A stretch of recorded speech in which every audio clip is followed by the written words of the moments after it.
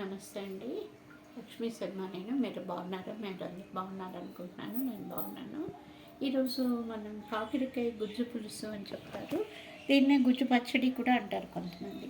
ఇది చేసి చూపిద్దామని అనుకుంటున్నాను అనమాట. కాకరకాయలు ఇలాగ లైట్గా తరిగిపెట్టుకున్నాం. ఒక 3 కాకరకాయలు తీసుకున్నాం, పెద్దవి ఉన్నాయి.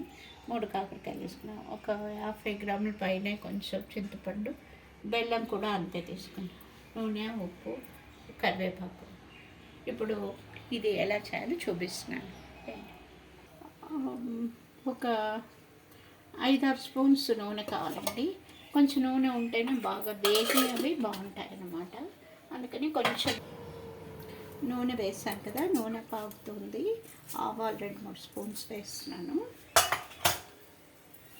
అదే మాదిరి ఒక స్పూన్ మెంతులు, చిన్న స్పూన్ మెంతులు వేస్తున్నాను.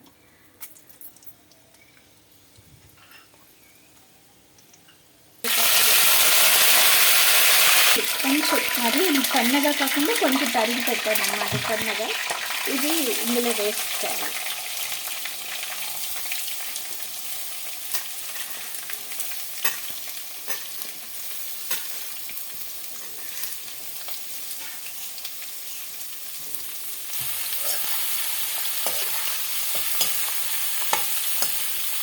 కొంచెం ఉడికి వేసిన ముక్కలు మెత్తబడ్డానికి తర్వాత పులుసు వేసాక మళ్ళీ వేస్తాను.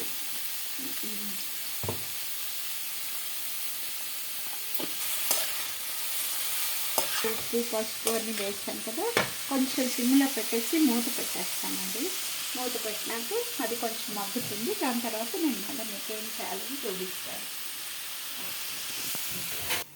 కొంచెం 3 వంతులు వేగిపోయినాయండి. మధ్య మధ్యలో కొంచెం కలుపుతూ ఉండాలి. నేను అది మీకు చూపించలేదు. అదే మామూలుగా కూర అది ఎలా కలుపుతామో అలా కలుపుతూ ఉండాలి. ఇప్పుడు ఏం చేయాలంటే ఈ చింతపండు నేను నానబెట్టాను కదా, ఇది వేసేయాలన్నమాట. ఇందులో ఇదిగో వేసేస్తున్నాను. ఇది చింతపండు కొంచెం నీళ్ళు పోస్తాను, కొంచెం గుజ్జులాగా ముందు తీసి వేస్తాను అన్నమాట. తర్వాత నీళ్ళలో కూడా వేస్తాను.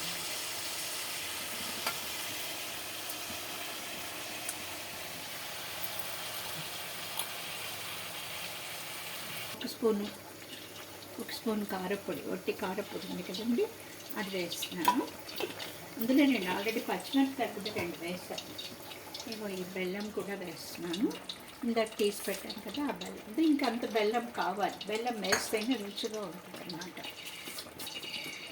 ఇందాక ముక్కలు ఉడకడానికి మట్టుకు ఉప్పు వేసాను. ఇప్పుడు ఇంకా కొంచెం వేస్తున్నాను. ఇప్పుడు సరిపోతుంది. ఇదంతా బాగా దగ్గర పడి ఉడికినట్లు అయ్యి నూనె అంతా బయటకు వస్తుంది. అప్పుడు నేను మీకు మళ్ళీ చూపిస్తాను.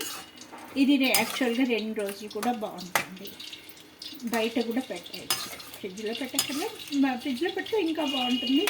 ఒకవేళ మనకి డౌట్గా ఉంటే ఫ్రిడ్జ్లో పెట్టచ్చు, లేకపోతే అక్కర్లా, బాగానే ఉంటుంది. 2 రోజులైనా బయట కూడా బాగుంటుంది. దీన్ని పులుసు పచ్చడి అంటారు. లాస్ట్లో మీకు చూపిస్తాను.